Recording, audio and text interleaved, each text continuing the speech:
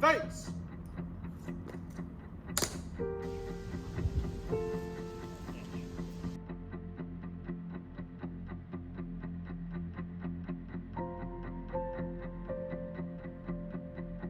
After Rhode Island, I made my way to Virginia to spend Thanksgiving with my extended family. But first, I spent a weekend in Washington, D.C.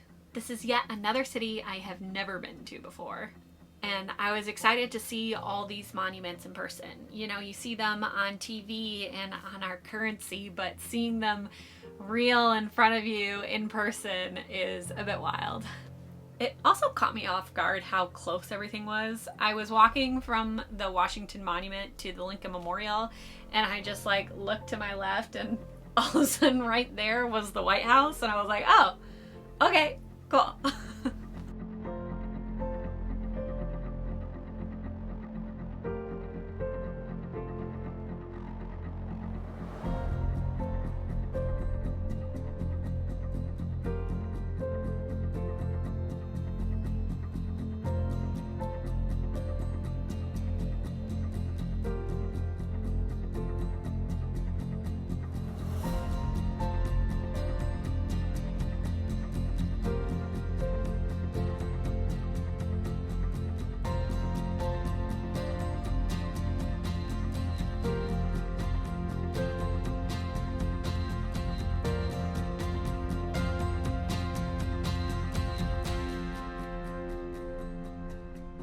My favorite tribute, which is nearby the Vietnam Wall, is a statue honoring the women who served in the Vietnam War.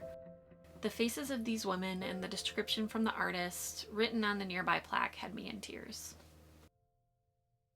Besides seeing all the monuments, getting all those stamps in my passport book was so satisfying. There were so many in such a small area.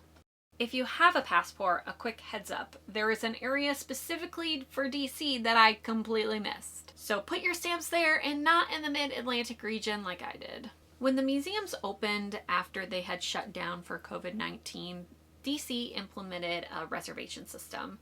To get a reservation and to get into the museum is still free, but you have to have a reservation to be able to get into the museum. So unfortunately for me, that limited the museums that I could visit because most of the museums had all of their tickets spoken for not long after the reservation window had opened. So I had to be choosy with what museums I wanted to go for, and also I only had 2 days. And I wanted to spend quite a bit of time wandering around the museums, so I didn't want to put 3 museums in a day and only get an hour in each of them. The museum I chose to visit on my first day was the Smithsonian National Museum of African American History and Culture. It was an amazing museum and I highly recommend it. I didn't take any videos or pictures because I really wanted to immerse myself in all the exhibits, and I recommend you do the same. The next day, I took the Metro Rail into the Capitol building.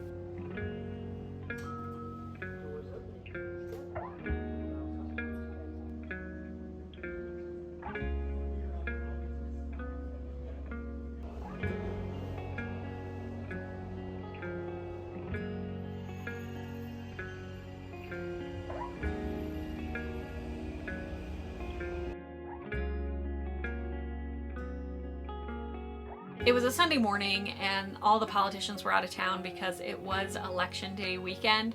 So I couldn't go into the Capitol building. Instead, I walked all around it and took in all the details and just marveled at how large the building is. And then after strolling for a bit, I made my way over to my second museum, which was the National Air and Space Museum. My dad was in the Air Force, so anything air or space related, I have a special place in my heart for. This museum was also very cool, and I recommend it on your visit into DC. After spending most of my day in the museum, I hopped back on the Metro Rail and made my way to Arlington National Cemetery. I only had about 2 hours before the cemetery closed, so I bought a ticket for the tram tour and hopped off at a few stops, including the Kennedy Grave and the Eternal Flame, which was also nearby some Supreme Court justices, including Thurgood Marshall and Ruth Bader Ginsburg. It really is breathtaking just how large the cemetery is. It is just row after row of gravestones as far as the eye can see, and I saw just a small portion of the entire cemetery. And And with that, my time in DC was over and it was off to my aunt and uncle's house for Thanksgiving. Pass on your orders. Halt and order. Remain as directed. Order. Acknowledged. Thanks so much for watching. I'll play you out with a small look at our visit to an oyster festival, which was heavenly. I'll see you on the next video.